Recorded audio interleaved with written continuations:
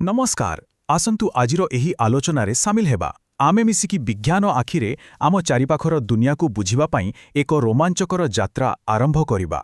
अच्छा गोटे प्रश्नरू आरंभ करिबा आमे आम चारिपाखर एही दुनिया को केमिति बुझिबा माने जो जिनिस आखि को देखा जाएनी सेठू आरंभ करी एते बड़ ब्रह्मांड पर्यंत ए सबु पछरे कौन रहस्य अछि एही प्रश्न ही आमर आजिर यात्रार मूलदुआ।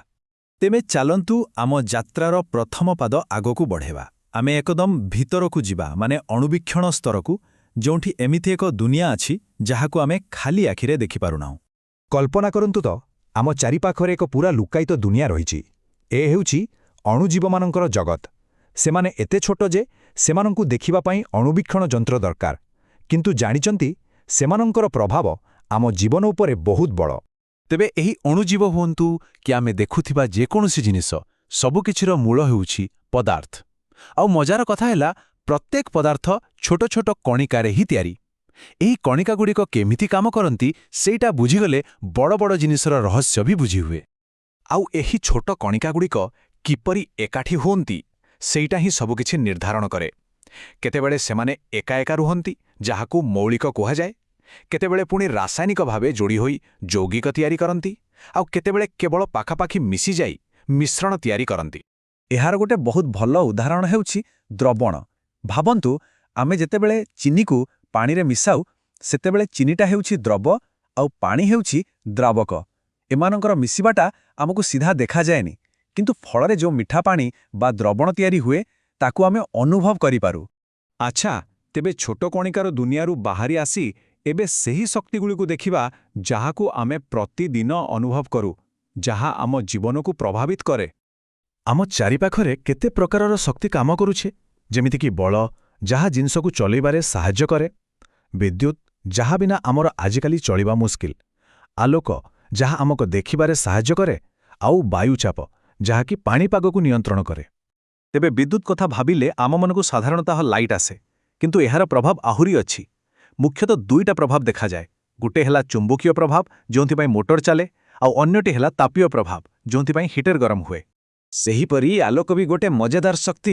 जेतेबेले एहा दर्पण रे बाजे एहा फेरी आसे, आउ जेतेबेले लेंस भितरे जाए टिके बंकेई जाए। आउ एही दुईटी साधारण जिनिस को व्यवहार करी आमे चश्मा ठारू आरंभ करी बड़ बड़ टेलीस्कोप पर्यंत बणई पारू।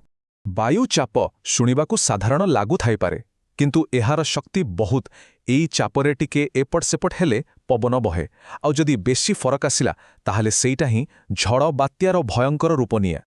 एबे चालंतु आम दृष्टिकोण को आहुरी बड़ करिबा, माने आमर एई सुंदर ग्रह पृथ्वी को देखिबा आउ एठारे थिबा जीवन को बुझिबा। पूरा ब्रह्मांड रे आम पृथ्वी एते खास काहेकि?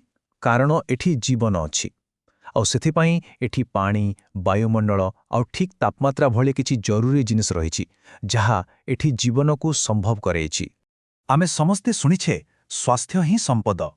ए कथाटा केवल आम पाई नुहे, आम ग्रह पाई भी सेतिकी सत। आम परिवेशर स्वास्थ्य ठीक रहिले ही आमे सुस्थ रही परिबा। प्रकृतिर सबुकिछि गोटे संतुलन रे चाले। देखंतु गछलता और जीवजंतु परस्पर उपरे निर्भर करंती, सेमिति परिवेश और जीवंक भितरे भी गोटे सहजीवी संपर्क अछि। ए सबु मिसी ही गोटे सुस्थ परिसंस्था तयारी करंती जोठी सबुकिछि ठीकठाक चाले। आम यात्रार शेष पादरे आसंतु आम नजर को पृथ्वीरू उठाई आकाश आड़कू नेबा, ब्रह्मांड को देखिबा। केवे भाबिछंती आमे दिन, मास, वर्ष केमिति मापु? ए सबुर उत्तर आकाश रे ही अछि। सूर्यंक दैनिक गतिरू आमको दिन मिले, चंद्रंक गति मास निर्धारण करे, आउ पृथ्वीर परिक्रमा वर्ष तयारी करे। तामाने आमर समयर धारणा सीधा सड़क आकाश सहित जोड़ी होई रहिछि। तेबे एही यात्रारू आमे देखिले केमिति छोटरू छोट कणिका ठारू आरंभ करी ए विशाल ब्रह्मांड पर्यंत सबुकिछि परस्पर सहित जोड़ी होई रहिछि। किंतु कथा एतिकिरे सरेनी। विज्ञानर यात्रा केबे शेष हुएनी। प्रश्न हेउछि एहा परे आहुरी कौन नुआ रहस्य लुचि रहिछि जाहाकू खोजी बाहर करिबाकू हेबो।